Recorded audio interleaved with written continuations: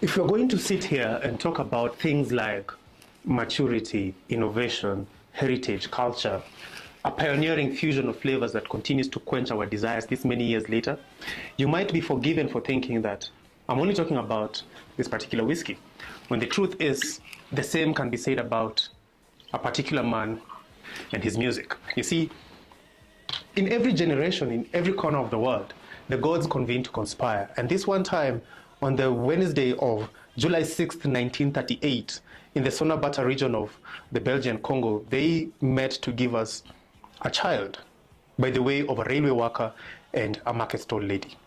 His mother named him Makadi, given how small and fragile he was as a baby.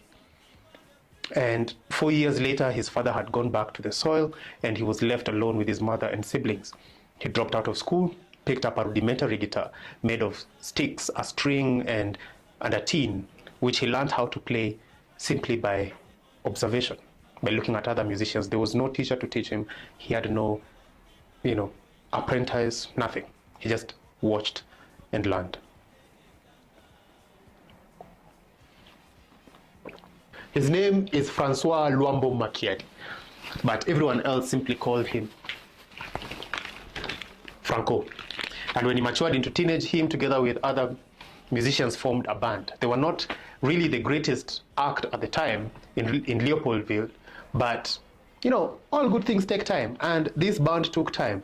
They perfected the art of infusing Cuban rhythms into Congolese beats to create a sound that set them apart from everyone else at the time, what we now call rumba. And they didn't have a name really. They used to just move around playing in football matches, funerals, weddings, in bars, anything and anywhere really, just to get a foot into the music industry.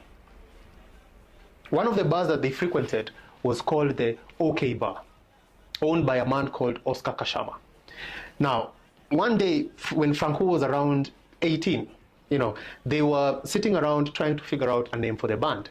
And Oscar Kashama came around and asked them, why don't you call this OK Jazz, since you guys perform a lot in OK Bar? And since nobody else had a better alternative to the suggestion, they decided to pick it up. And that, ladies and gentlemen, is how one of the greatest bands to ever come out of this continent was named out of sheer vanity, really.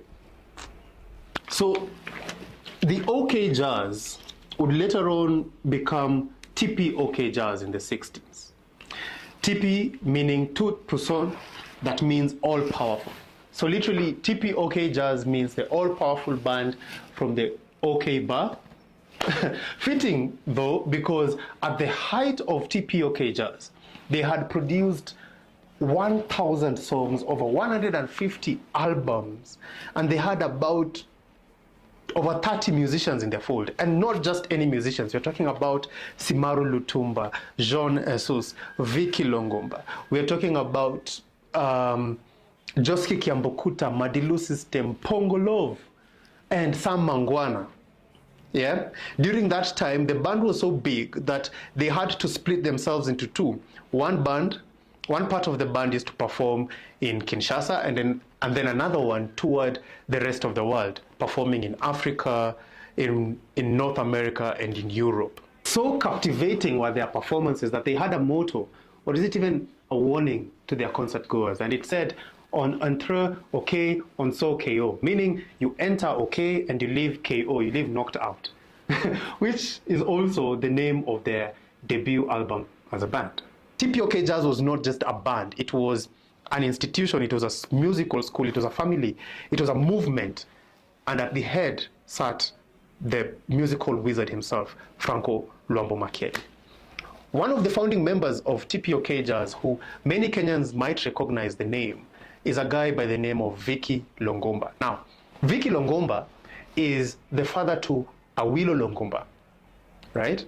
And Vicky Longomba the Senior. Now, Vicky Longomba the Senior was the founding member of Orchestra Super Mazembe. You might not no Orchestra Super Mazembe, depending on how old you are, but you probably might have heard songs like Bwana ni pepesa, watoto wanalia, yeah, and shauri yako, such songs, yeah.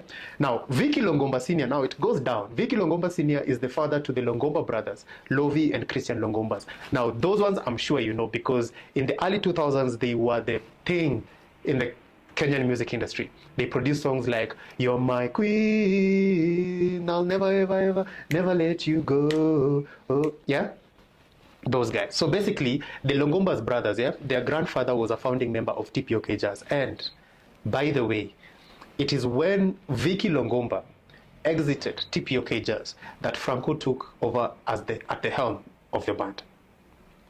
Anyway, back to Franco. Franco, he grew big, quite literally and figuratively. At his height, he was huge and colossal and imposing, a very far tear away from his lean early teenage years.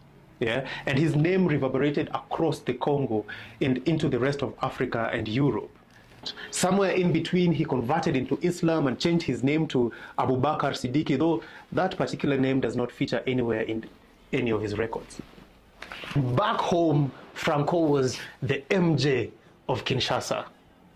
And it didn't matter which MJ you're talking about, whether Jordan or Jackson. The point here is he rose to a status of a demigod.